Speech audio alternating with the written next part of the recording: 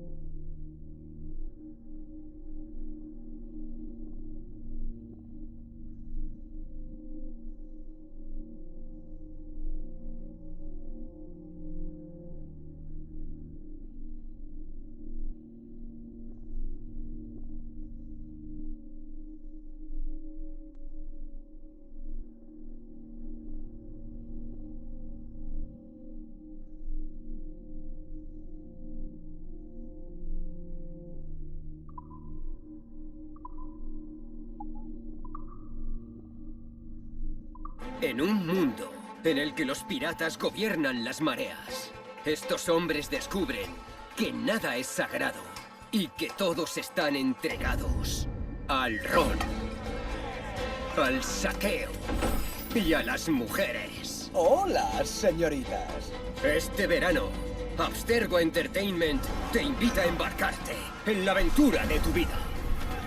Así que afila el sable, saca brillo a tu garfio y navega con los diablos del Caribe. Experiencia virtual sin clasificar.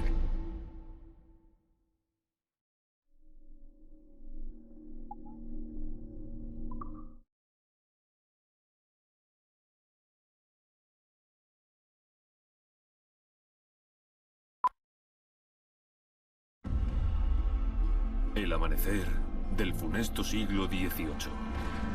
Canallas y marineros se unen para vivir hasta donde les lleven sus espadas. Sin leyes, moral, dioses, ni miedo. Solo traiciones, motines, crueldad y desenfreno. Hay muchas playas doradas que saquear. ¿Arriesgarás la vida para luchar contra los temibles piratas? Benjamin Hornigold, Calico Jack, Charles Bane y Barba Negra.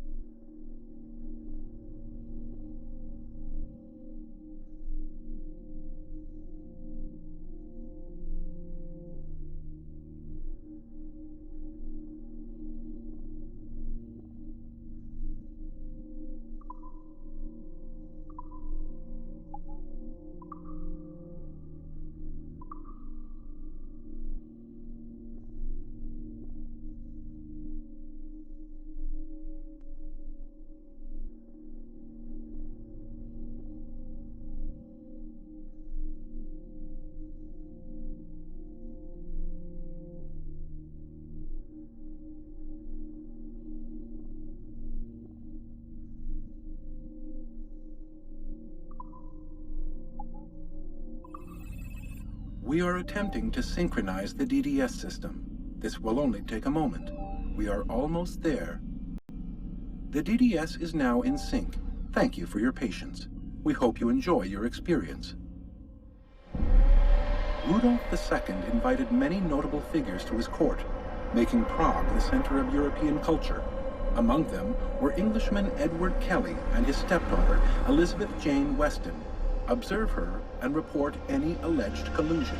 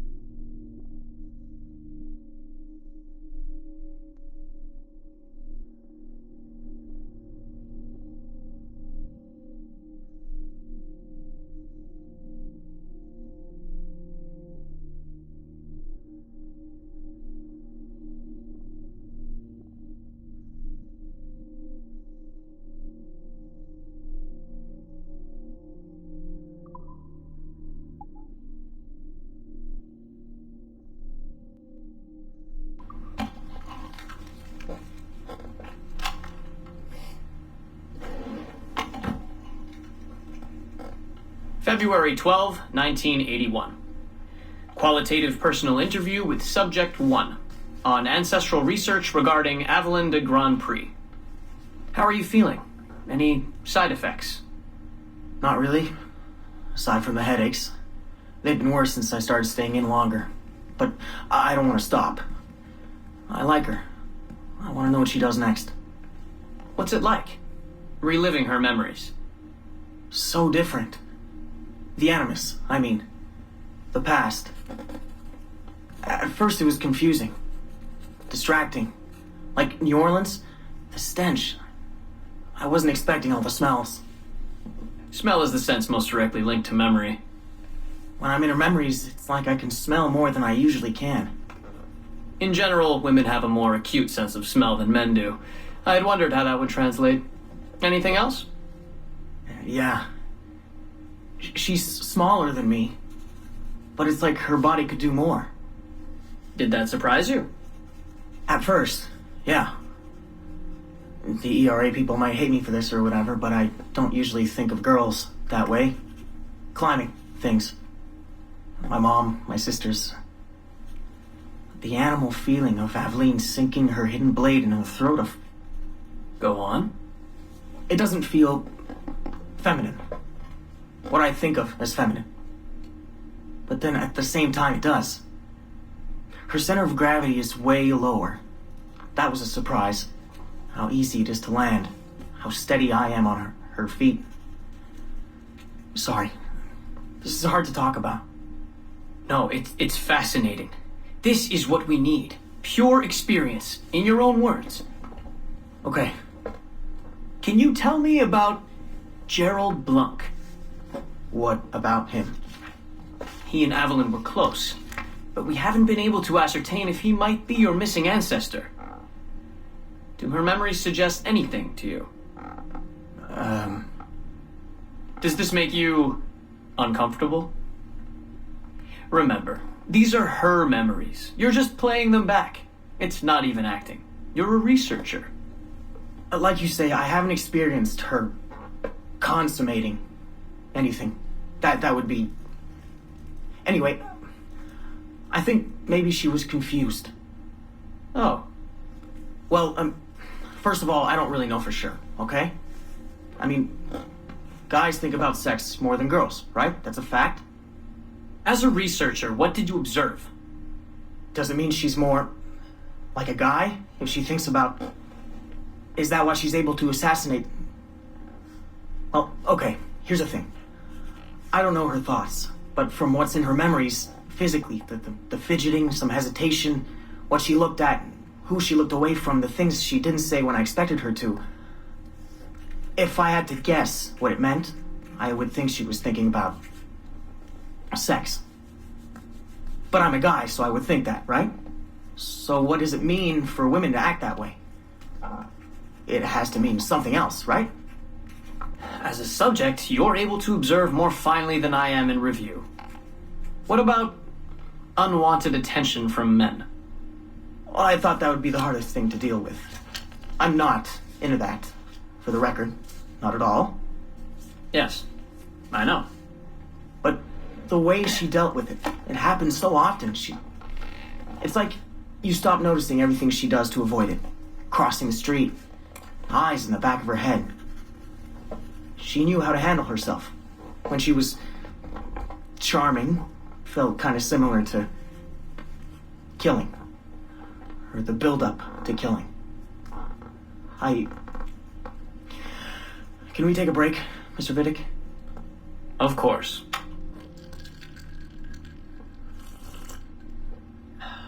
We're ready to go on? Yes. Avalon was black. And white. On her father's side. You're sensitive to that? I guess.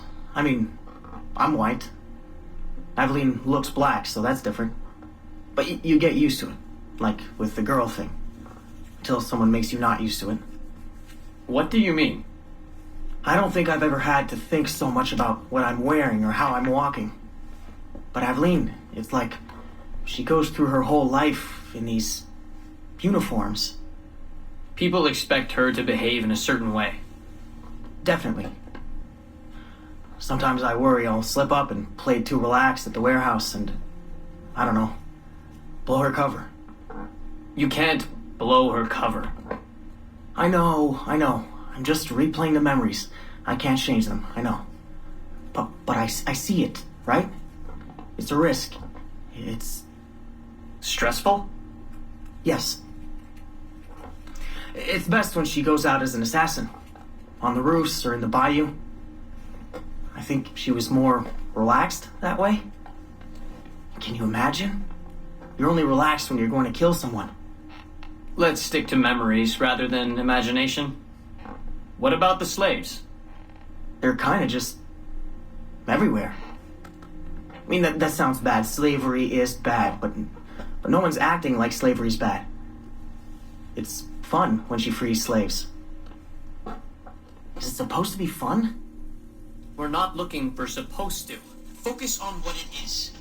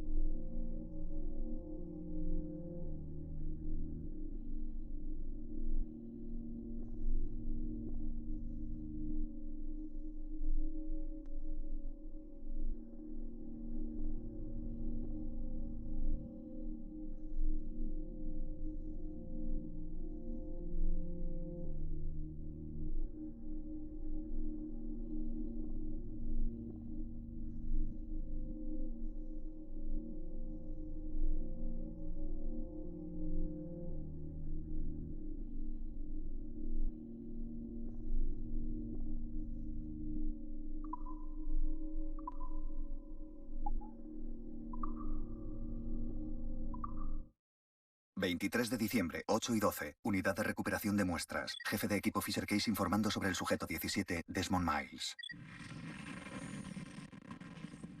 Había fallecido sin recibir cuidados. Se estima que la muerte se produjo a las 12 horas y 7 minutos. Las condiciones eran favorables para la recuperación de una muestra de ADN. Inicialmente nos preocupaba la seguridad de la bóveda, pero gracias a la habilidad y al talento de nuestro equipo pudimos obtener datos útiles. Yo mismo recuperé la mochila del sujeto y extraje varios objetos de interés para someterlos a un examen detallado.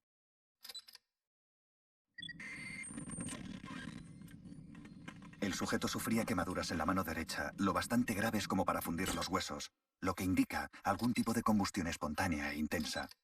Jamás habíamos visto nada semejante, la verdad. La cabeza, el cuello y el torso estaban intactos. Ordené a varios agentes que extrajeran muestras de fluidos, sangre y saliva.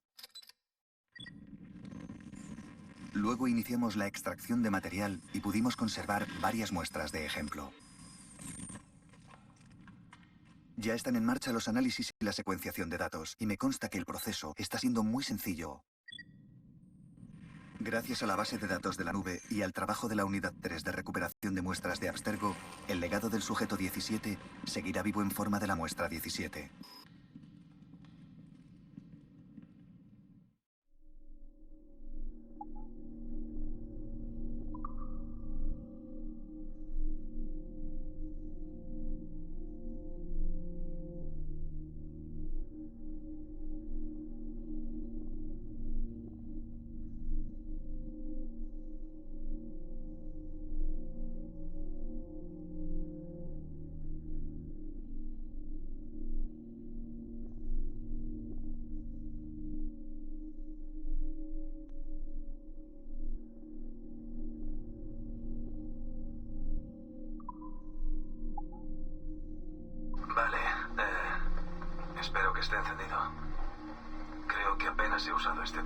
para grabar. Hola, papá. Estamos todos aquí en Nueva York, en el motel. En realidad es Queens, en Astoria, cerca del expreso de Broadway. Rebecca ha salido a por pilas para algo. Y Son está en su habitación, haciendo sus cosas. Y tú has salido a por comida. Y yo, bueno, se supone que me estoy preparando para colarme en unas oficinas del distrito financiero. En realidad es como uno de tus viejos ejercicios de entrenamiento. Han pasado 10 años y vas y apareces y es como... es como si nunca me hubiera ido. Y ya estamos otra vez partiéndonos el culo con las conspiraciones y la paranoia. Solo que esta vez te creo. Creo todas y cada una de tus palabras. Bueno, creo que ni siquiera sabes de la misa la mitad. No creo que sepas todo lo que he visto. Todo lo que he aprendido en apenas unas semanas. Todo, en realidad. Me siento como si hubiera vivido 1000 años, o 10.000 quizá. Es imposible de explicar. Pero cuando ves tanto mundo a través de los ojos de tantos, es imposible no sentirse triste. Por ver a todas esas personas inteligentes librando las mismas batallas y cometiendo los mismos errores una y otra vez. Porque la cultura, el saber y la historia, nuestros genes no transmiten esas cosas. Todos los chicos deben aprender lo básico. A vivir, a sobrevivir, a defender lo correcto. Pero se pierde tanto con la transferencia. Y se añade tanto con cada generación. Es una pena. Continuamente debe aprenderse todo de nuevo.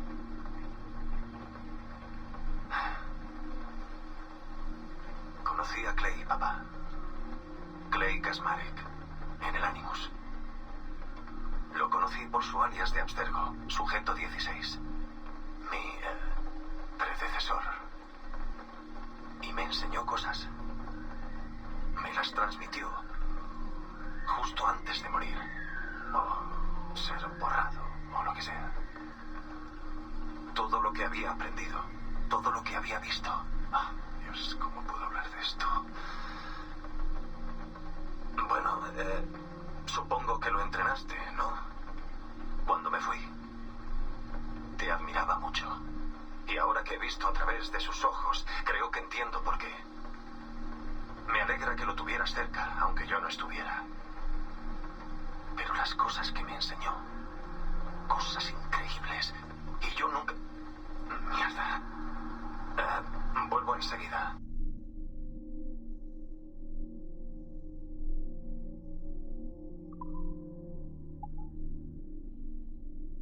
Vale, han pasado algunas semanas desde la última grabación. Lo siento. Claro que yo... Bueno, para ti son solo unos segundos. Un salto en la lista de reproducción. Bueno, estaba hablando de Clay. Kasmarek, el sujeto 16. Cuando entré en coma en Italia y me desperté en la sala negra del Animus, fue tan calmante. Me sentí como si me hubiera despertado en un sueño, en una niebla. Un sueño en el que este caos no había sucedido nunca.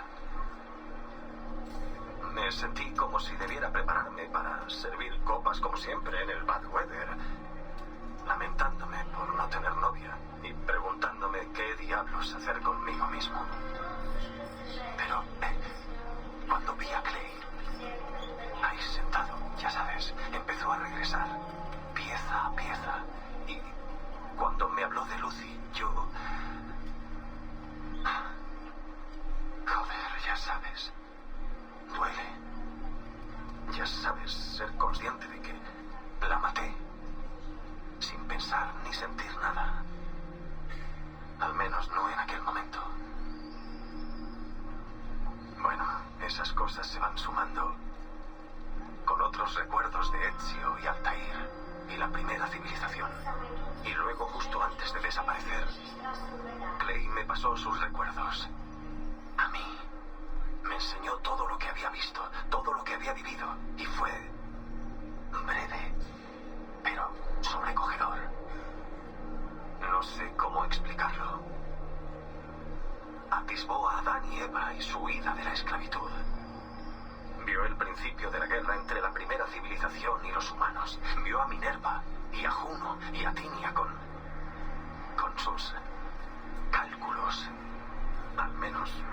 así. Les transmitieron esas herramientas, esas potentes herramientas, que podían predecir futuros posibles. No lo que iba a suceder, sino lo que pudo suceder.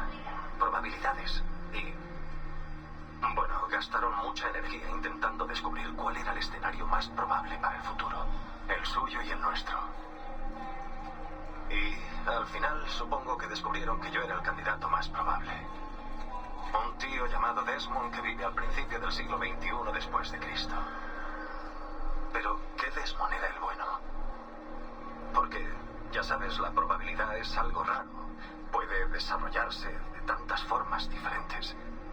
¿Qué versión de mí necesitaban? ¿El Desmond que se casó pronto y tuvo un hijo?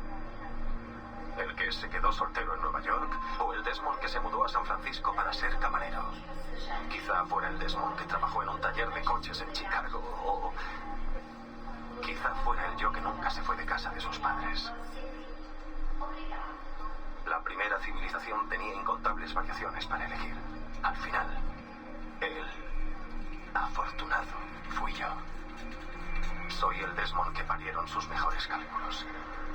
Soy el Desmond al que dejaron sus mensajes. Y supongo que tengo que vivir con ese honor. Vaya honor. Estoy bastante cansado. Ya seguiré más tarde. Adiós.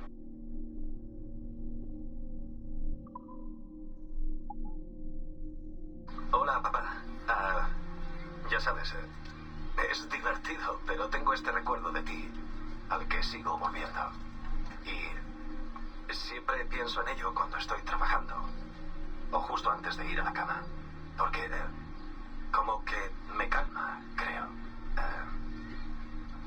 Tenía 14 años, creo, y tú intentabas enseñarme a caminar con sigilo.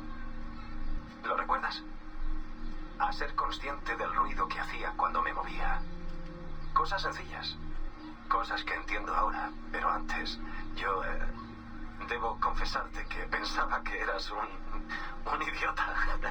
Así que me dijiste que ibas a subir a tu habitación, a sentarte de espaldas a la puerta y leer un libro. Y que querías que esperara al menos 15 minutos, que me colara allí y te tocara el hombro sin que te dieras cuenta. Hasta recuerdo el libro que estabas leyendo, el del Capitán Johnson. Me advertiste que si me pillabas, tendría que empezar desde el principio. Luego subiste. Y yo esperé. Y esperé. Y esperé. Esperé 4 horas antes de decidirme a subir. E incluso entonces tardé 20 minutos en poner el pie en las escaleras. Y otra media hora en subirla. Y 10 minutos más en cruzar el pasillo. Y allí estaba, en la puerta. Miré a tu habitación. Y tenía la esperanza de que estuvieras dormido. Pero no. No, tú seguías leyendo. Estaba a punto de cagarme en los pantalones. Pero 10 minutos después, apenas estaba a 1,5 metros de ti. Y entonces fue cuando recuerdo que planté el pie y te estremeciste. Muy levemente, pero te estremeciste. Pensé que quizás lo había imaginado, pero supe que me habías oído. Aunque no dijiste nada. Solo miraste tu reloj, cogiste tu bebida, tomaste un trago y seguiste leyendo. Supe que había fallado. Pero no dijiste nada. No sabía por qué. Luego me lancé y te toqué en el hombro. Te diste la vuelta y gritaste ¡Oh, genial! Y me alzaste para darme un abrazo. Y yo no dije nada. Pero papá estaba tan cabreado. Quería gritarte. Había fallado y tú lo sabías, pero no dijiste nada. El enfado me duró semanas. Creía que estabas siendo condescendiente conmigo. Pensé que quizá en ese momento habías decidido que nunca sería el hombre que tú querías que fuera. Pero hace unos pocos años me di cuenta. La mirada al reloj era la pista, ¿verdad? Me dejaste ganar porque había sido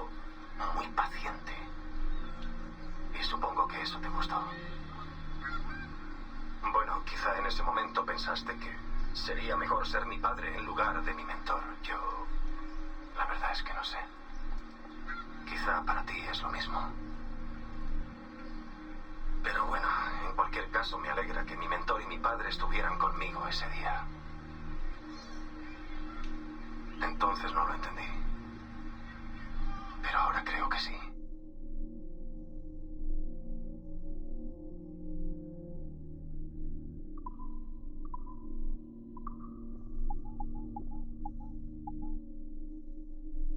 Bueno, esto será breve, papá. Algo para que me recuerdes si la cosa se va al garete. Si hoy no consigo salir del templo. He intentado ser optimista con todo esto, pero no puedo. Creo que todo el tiempo que he invertido en los recuerdos de Connor me ha vuelto ansioso. Es decir, su historia es dolorosa de tantas formas diferentes. Pero nunca perdió la esperanza. Ni siquiera cuando su fe en nosotros se resintió. Solo puedo creer que estamos haciendo lo correcto. Que puedo evitar este desastre. Esto lo sé. Es decir, la tecnología está ahí, esperándonos para que la usemos. Soy la última pieza del puzzle. Hay algo en mis genes o en mis recuerdos.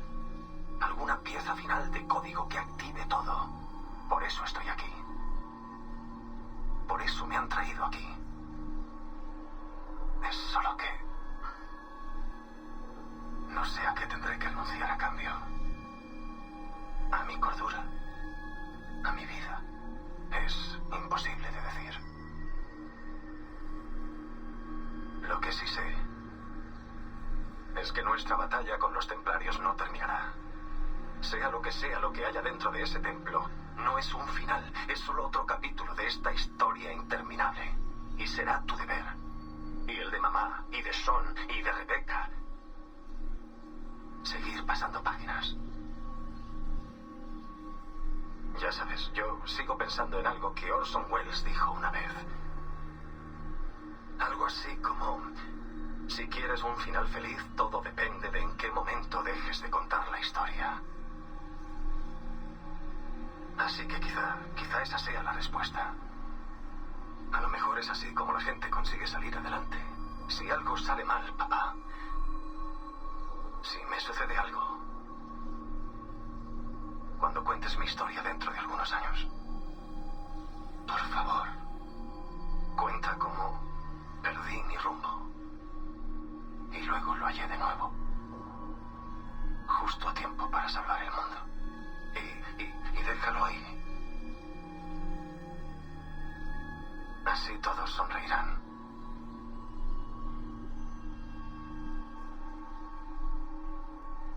Adiós, papá. Saluda a mamá. Dile que la quiero, ¿vale?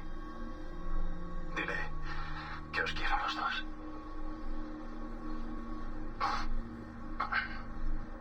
Os quiero a los dos.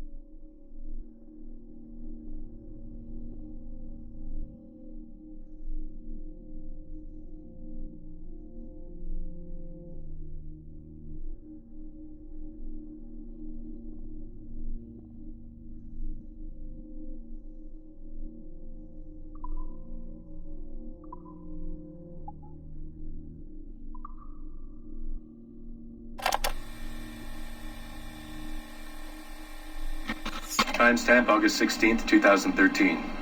The following audio clips were selected from over 160 hours of reel-to-reel tape found in the residence of the late Dr. Warren Vidic following his murder in December 2012. According to labels on the tape's canisters, these recordings were made over a 14-month period between 1980 and 1981 without the consent of their primary subject, Mrs. Eileen Bach, a colleague of Dr. Vidic's and the originator of Abstergo's surrogate initiative. Mrs. Bach is now deceased. It should be stated unequivocally that Dr. Vidic made these recordings illegally and of his own volition using wiretaps and hidden microphones. Abstergo Industries had no knowledge of his actions and disavows any responsibility for them. And we're live. Capacitors at full. Ease the signal in. A little more. You feel anything? Don't be timid. Double it. No, we're taking it easy. 20%. 30. Eileen, go easy. We're 6 past yesterday. And boost the inputs. Too risky. Not if we split the I/O signals. 25%. Ease up.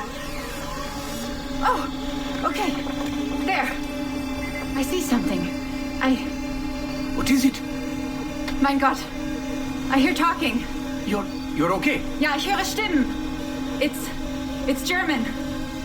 Mein Name ist Miriam Kurz. I see a light. It's cold. Ich werde nichts sagen. There's a man with me. Mehr werde ich nicht sagen. Keep an eye on our vitals. Mein Name ist Miriam Kurz und ich bin eine Navajo. Das Hitlers Zwang, der macht uns klein. Noch liegen wir in Ketten. Doch einmal werden wir wieder frei. Wir werden die Ketten schon brechen. Eileen? Denn unsere Fäuste, die sind hart, ja. Und die Messer sitzen lose. Für die Freiheit der Jugend kämpfen Navajos. Switch off. Powering down. Kämpft Navajos. Get her out of there. Oxygen from the valve. No.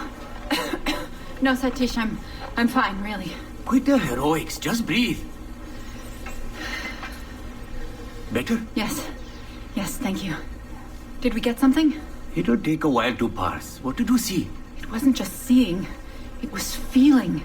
Being. I was scared. You were shouting in German? I think I was in Germany. I was in Germany, Satish.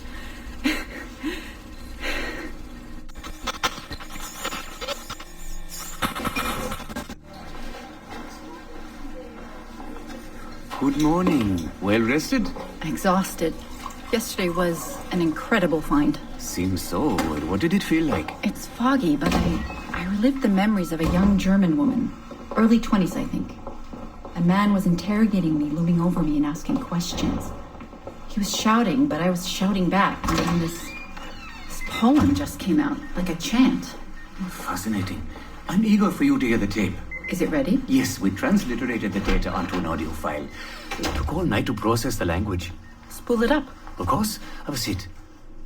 Judging by the subject matter and the setting, I'd say you landed somewhere in Germany in the 1940s, 1 or 2 generations back. During the war, I'd imagine. 1940s Germany? That would be Miriam Kurz, my ex-husband's mother. So she's not related to you in any way? God, I hope not. I'd hate to find out my ex-husband is also my brother. Well, if it was Miriam Kurz, then we hit a home run. You tapped into someone else's bloodline entirely. Should we celebrate? We'll listen first. Surrogate Initiative, Test Session 23, July 29th, 1980. Host, Eileen Bach. DNA sample SB1970. It's a little garbled at first. This is you settling into the memory. Your name, say it. My name is Miriam Kurz. Louder. My name is Miriam Kurz, and I am Navajo. Where did you last see the artifact? Who holds it now? I'll say nothing. I've told you all I will. I don't believe that is true. Who has the artifact? Hitler's dictates make us small and are bound in chains. But one day again we shall walk tall. No binds will us restrain. Enough! A harder fist, yes, and a knife at our wrists for you to be free. Navajos lay siege. Knock her away. Navajos lay siege. And that's where we pull you out. Whoa. What would it take to get a visual render of all that? months, unfortunately. It took 13 hours just to process the audio.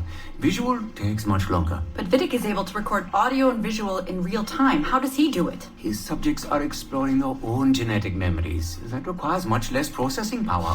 Hold on, sorry. Eileen here. Hello. You have 10 o'clock in Lillian's office. It's 10:13 now. Oh, shit.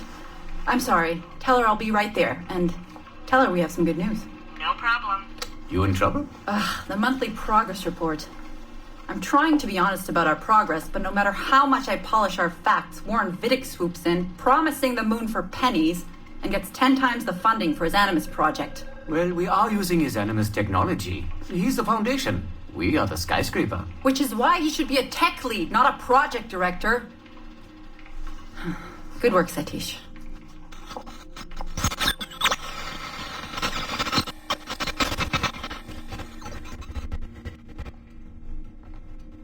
It's incredible footage, really. Clear and vivid. And the subject was synced for a full 62 minutes. Came out speaking French after his last session. Passably fluent. And with full recall of everything he'd gone through. Sorry I'm late. I was reviewing some data. It's fine.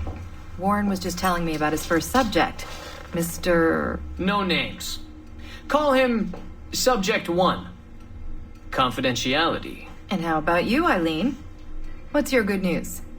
Well, we did it. We synced with an unembedded memory outside the bloodline. That's a first. Really? Satish was able to process the audio today. A short clip. You can hear it for yourself. Only audio? No real-time memory feeds like Vidic has? Well, that's the difficulty with surrogate genetic memory data. Because I'm viewing memories not embedded in my own DNA, we can't rely on my cognitive faculties to help me process the signal.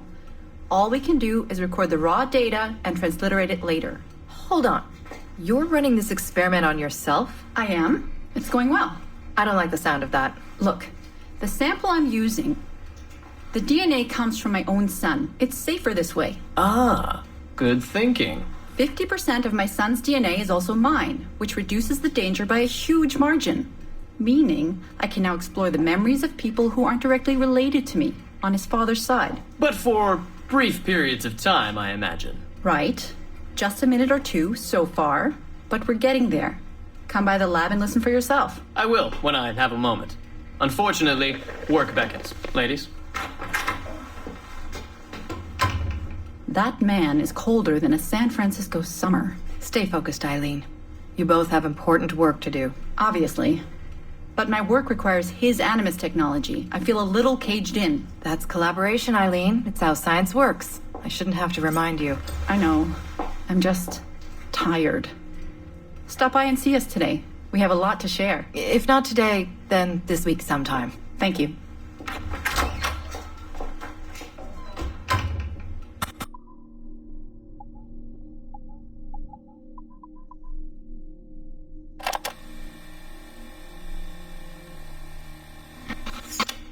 Surrogate Initiative, Test Session 27, October 21st, 1980.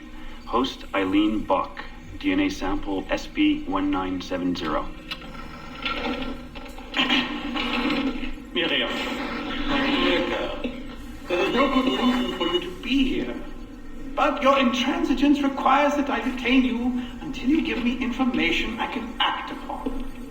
The location of the artifact, perhaps, or the whereabouts of your leader, Bartle Shing. Just a little something to give Minister Goebbels some encouragement that we are on the right track. How about a nice hug? He looks so sad in all his photographs. Yes, he does, doesn't he? Perhaps you could pay him a visit yourself. He likes beautiful women. Actresses, musicians. Pirates? That's right, pirates. Pirates of the Edelweiss. Isn't that what you kids call yourselves? It's very amusing.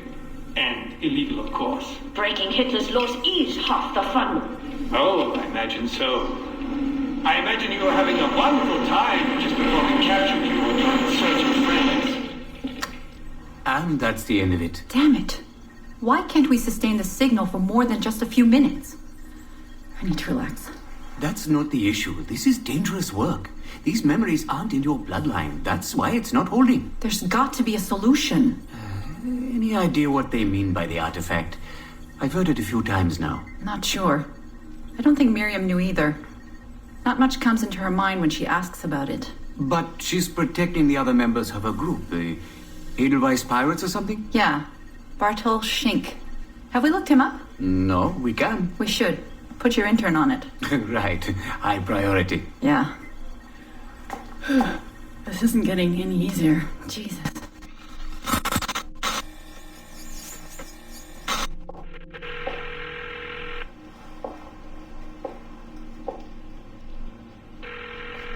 Hello? Hi, Seamus. It's Mom. Hey. How are you? Dad! It's Mom! Hello, Eileen. Hi, Carl. How's Seamus? Great. We were out shopping for school clothes. Yeah. The summer just sped by. They all do. I never seem to notice. No windows in the office. Right. Trapped in a lab. So, did you need to talk? Yes, sorry. I was curious about your mother, actually. Oh. Okay. How much did she talk about the war when you were growing up? Not often. Bits and pieces. Why? I was doing some research last week about World War II, and something came up about the Edelweiss Pirates, or the Navajos, and your mother's name popped up. Really? That's an odd coincidence. Does any of that ring a bell? Yeah.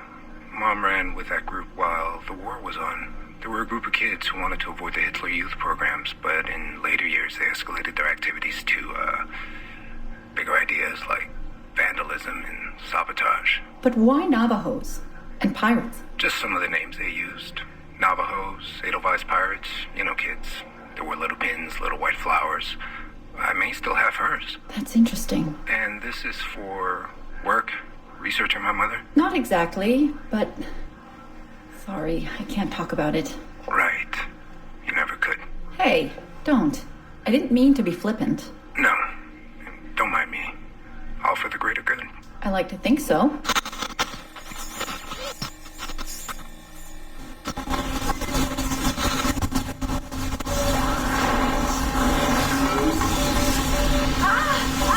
Power down. You all right? Damn it! 5 months of this bullshit! We're floundering. Take it easy, Eileen. You're just stressed. I am not stressed. I'm frustrated. I'd like to go again this afternoon. No. There is no reason to rush this. We're hardly rushing.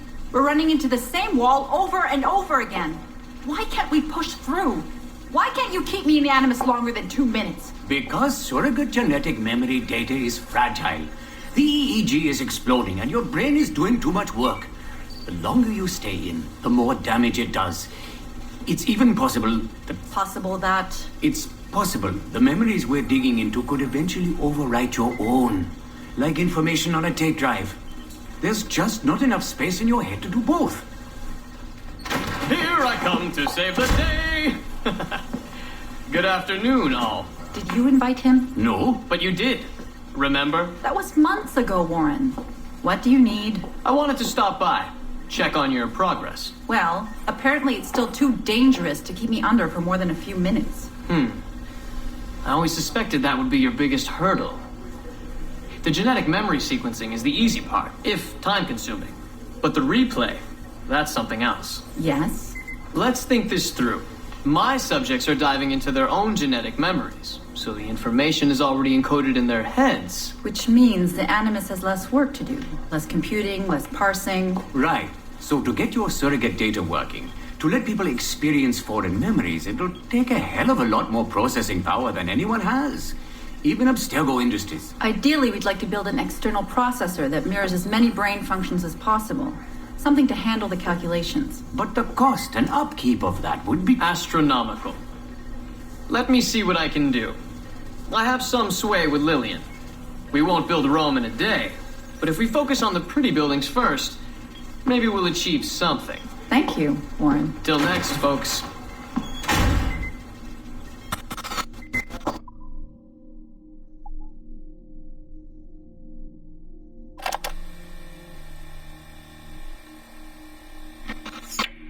Surrogate Initiative, Test Session 32, January 11th, 1981. Host Eileen Bach. DNA sample SB1970.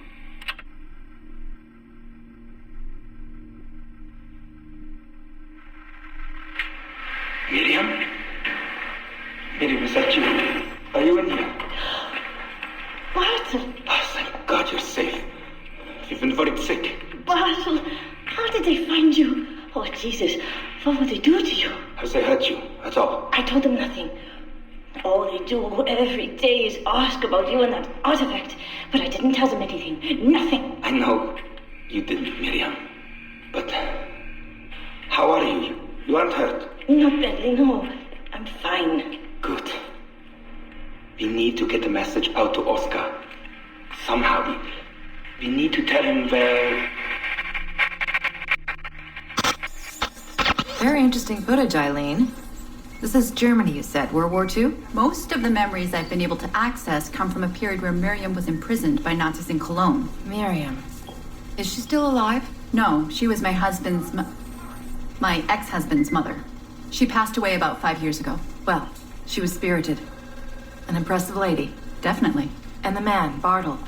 He made reference to an artifact. Any idea what that is? My team is looking into that, but it's not our first priority. We still need... It is now. Really? You must have other recordings of this woman. Are there any other mentions of this artifact I should know about? Half a dozen or so, yes. What's this about? You have questions, I understand that. I don't have answers for you. Not right now, but I do have money. And if you get me those recordings and bring me any other artifact references you find, then I will triple your operating budget for as long as I can. Triple my budget? My God, what is this? 9 a.m. Monday morning, my office. We have a lot to discuss. But Lillian, I don't... Have a good weekend, Mrs. Bach. Fantastic work.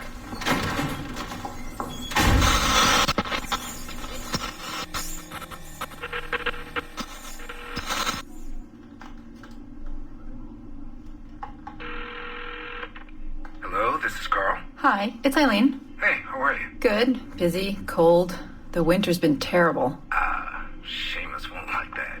The weather's been mild out here. Well, he's only coming for a month. He'll live. And I'll be so busy he won't have to worry about his mother bothering him. Still working 12-hour days. I should move a bed into my lab. Look, if you're too busy, Seamus can stay with me. No, I want to see him. We'll have fun. You're not too busy to be a mom and a genius. Of course not. His flight lands at 8:15 p.m. tomorrow night. You'll be there? Of course. 8:15 p.m.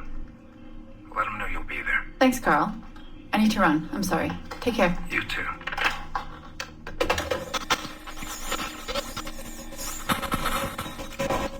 Eileen. Didn't see you come in. I'm not interrupting? No, it's fine. The subject is unconscious. He's traipsing around 18th century New Orleans right now, in the memories of a woman. That must feel odd. How long has he been under? 83 minutes. Whoa. It's average. What can I do for you? I just wanted to thank you for sending Lillian to see me. She came away very impressed. There. You see, all these bureaucrats need is a little glimpse of our secrets every so often. They like to feel like they're still in charge. Lillian is most definitely in charge. She just tripled my budget. Tripled? Christ, Eileen. You must have discovered who killed Kennedy. Well, she heard something on one of my tapes that interested her. Something about an artifact. Very vague, but it was enough. An artifact? What sort of artifact? Jesus, get him out of there! Get him out! It'll kill him! He's not decoupled! He's having a fucking seizure!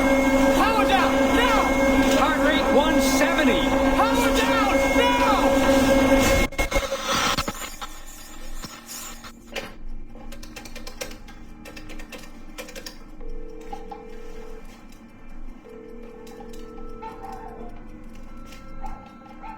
Eileen, Warren here. I was all ready to apologize for the late call, but you seem to be away. Maybe with your son. Listen. Since the unfortunate incident with Subject 1, there's been a lot of dire talk around the office about my Animus project. About shutting it down. About it being unsafe. Typical top brass bullshit. And if they shut me down, then your surrogate initiative goes away too. I'm sure you're already well aware of that. Well, let me be the first to reassure you. This will not happen. I will not let them take this from me. From us. I will not let one death, of an undiagnosed epileptic, I should add. I will not let this destroy the decades of incredible research done by our predecessors, and the 5 years I've spent perfecting the Animus. There's still more work to be done, and countless rewards to be reaped. So I wanted you to be the first to know. I have decided to volunteer myself as my second subject. I am convinced that the Animus is perfectly safe, provided I stay within the boundaries of my own ancestral bloodline. Next week, I plan to prove this by staying a full 4 hours in the Animus. I would be grateful if you and your team would monitor my progress. And after this necessary but ridiculous proof of concept, I give you my word that I will work closely with you to solve your outstanding problems. Your surrogate initiative is a bold idea, and I do believe it is the future of the Animus project.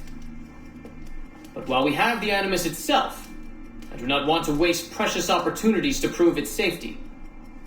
I'll see you in the office on Monday. Goodbye.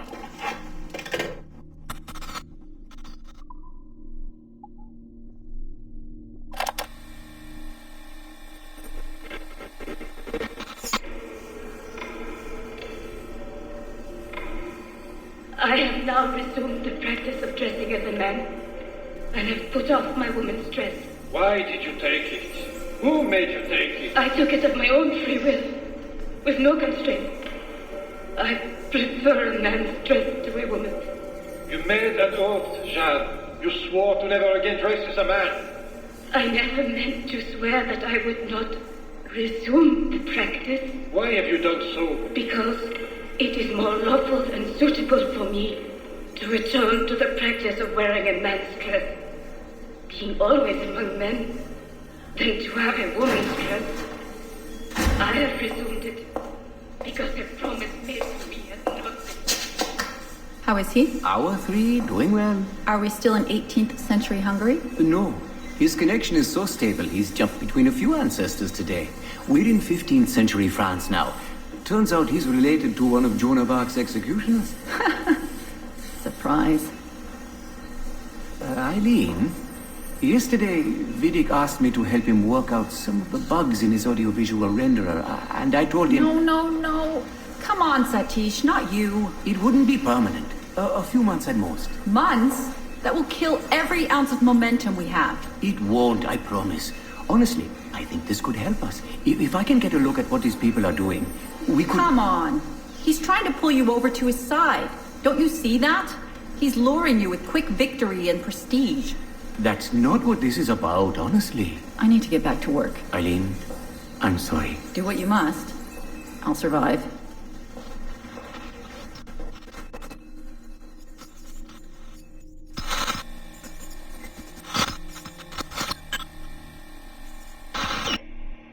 Surrogate Initiative, Test Session 32, April 2nd, 1981. Host Eileen Bach, DNA sample SB1970. Miriam, are you awake? What? Miriam's are coming for me. Oh, is it gods? I see them from my window, massing in the courtyard. My time is up. Bartle, don't say this. You don't know that. Forgive me for this, Miriam. But I must tell you something. The artifact. We have it. But only Oscar and I know its location. Don't tell me. They will release you. Your family has connections. You must take the artifact and bring it to the assassins in Paris. Please don't. I don't want to know. It's safer if I don't. Hush now. If I die, knowledge of its location dies with me. You must bring it to the assassins. Assassins? I don't understand. The spire of St. Petrus. No, I don't want to hear. Sound 7! Stand!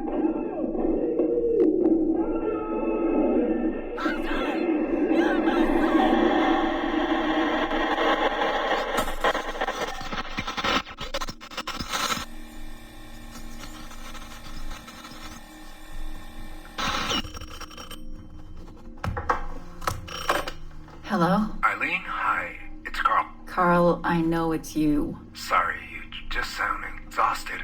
Did I wake you? No, I've just been busy. It sounds like it. I'm just a little tired, that's all. No, I mean, your project sounds fascinating. Your colleague, Dr. Warren Vidic? He called me recently and he told me what you've been up to. He what? Warren?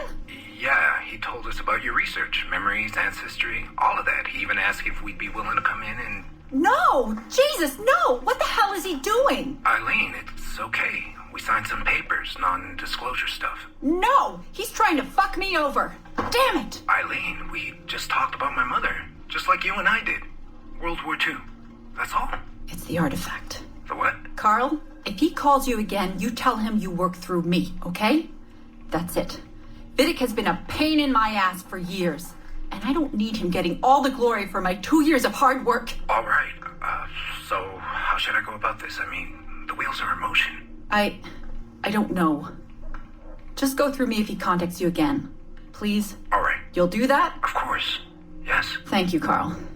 I'm sorry I was short with you. I've just been exhausted. That's all. It's all right, hon. Just take care of yourself. Morning, Eileen. We're almost ready. Just a few more adjustments. Okay. I had the team do some research on this artifact we've been chasing, and it appears the Third Reich actually found something matching its description sometime in 1940. Eileen, are you all right? Sorry, yeah. I'm fine. Just a little scattered. Vidic called my ex-husband last night. He wants to put him in the Animus. To find the artifact before us? Exactly. Well, it would be fast using Vidic's Animus. And maybe that would get us back to our original work. Satish, if we let that happen, then all our money dries up. Lillian is paying for us to find the artifact, not improve our methods. Do you understand? Right, of course. I'm sorry. Let's just burn those bridges when we cross them. Are we ready? Yes, just a few more adjustments, and you're in. I made a small change to the genetic input modulator. I'm hoping that buys us a few more minutes. Even a few seconds would be nice. I'm ready. All right. Settle in.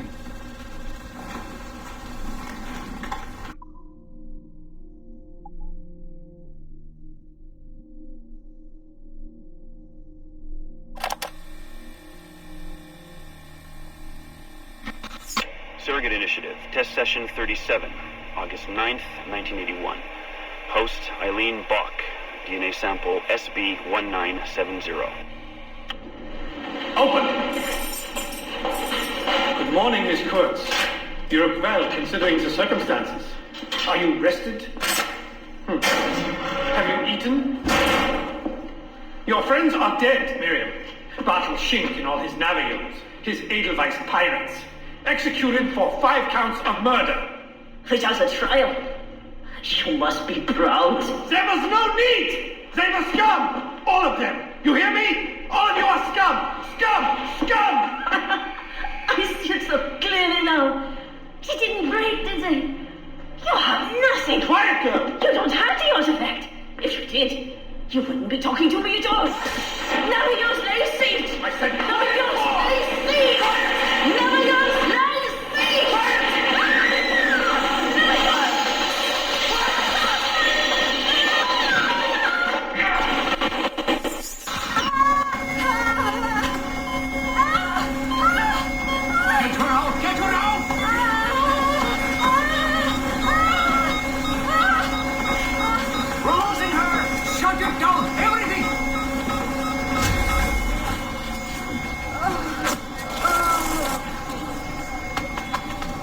Eileen, open your eyes. Can you hear me? Eileen! Eileen! Power's off! Get the position in here! Step aside, son! Eileen, talk to me. Can you open your eyes? Clear! Oh, God, no spots!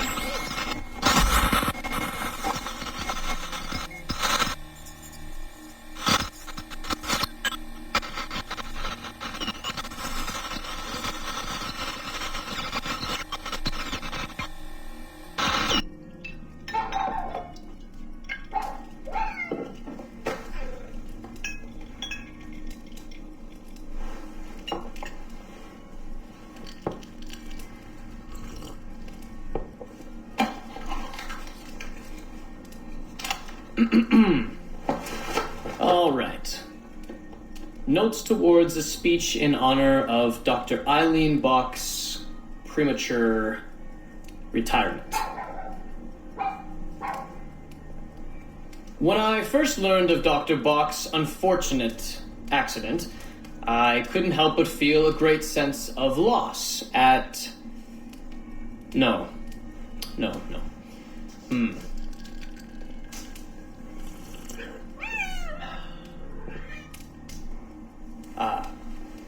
Dr. Eileen Bach has and always will be a friend and colleague.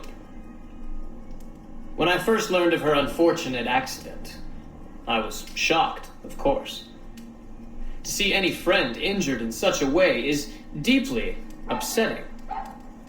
And to further learn that her injuries were severe enough to force a premature conclusion to her brilliant career, well, I would not wish that fate on anyone.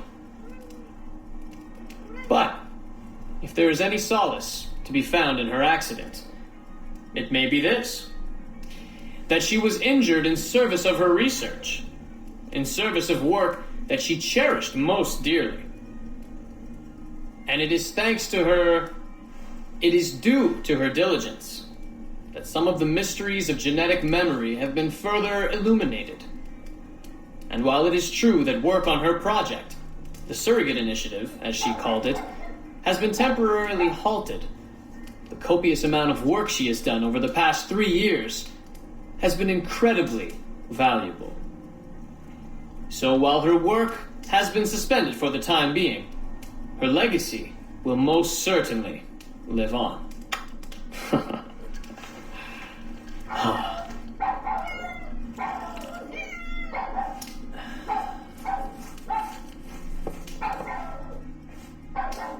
Quiet, Joan! Quiet!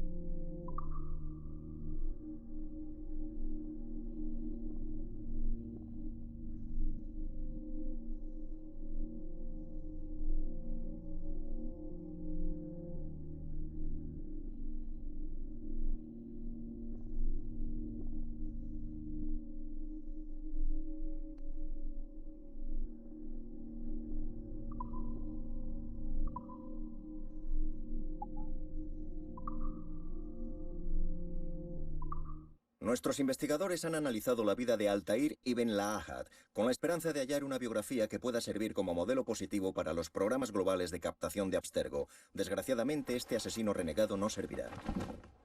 Muchas de sus secuencias muestran a un hombre que reniega de algunos de los tabúes más arraigados en su cultura, con una arrogancia casi mesiánica. Altair! No! This is not our way! To burn a man's body is forbidden! Muchos de nuestros investigadores consideraron que los argumentos articulados por el rival de Altair, un hombre al que conocemos por el nombre de Abbas, eran más claros y convincentes que cualquiera de Altair. Hace poco solicité que se localizara a uno de los antepasados de Abbas, si es que existe alguno. Es evidente que las transgresiones de Altair fueron el principal motivo de la disolución de la infame Orden de los Asesinos a mediados del siglo XIII. Por ello, recomendamos encarecidamente olvidar este recurso en favor de otro personaje mucho más agradable e inspirador de su época.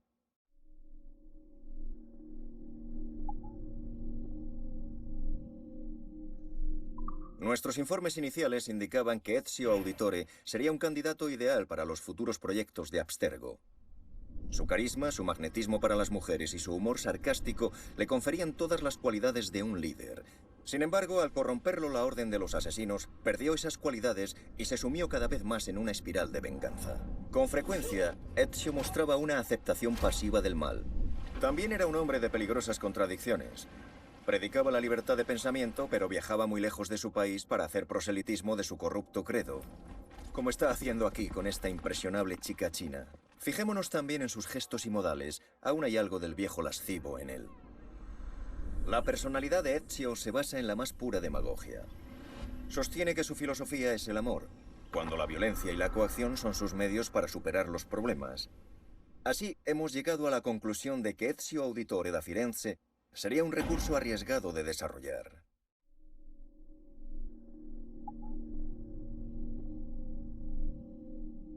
El informe preliminar de Abelín de Grandpré nos hace creer que sería demasiado controvertida e impulsiva para el gran público.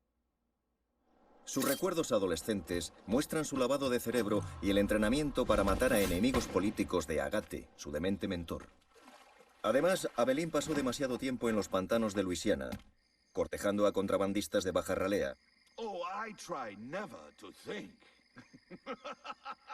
Lo cual haría peligrar su atractivo ante las mujeres, que ahora mismo supone casi el 50%. Sin embargo, cuando Abelín maduró, emergió un nuevo aspecto. Una dama educada, amable, elegante y compasiva. Abelín adopta una nueva mentora, su madrastra, Madeleine de Lille, una incansable defensora de los derechos de los esclavos. Thank you, Madeleine. Con una pequeña edición para priorizar su relación, creemos que la historia de Abelín satisfará con creces nuestras necesidades. Nuestro equipo recomienda darle luz verde, sacarlo al mercado rápidamente.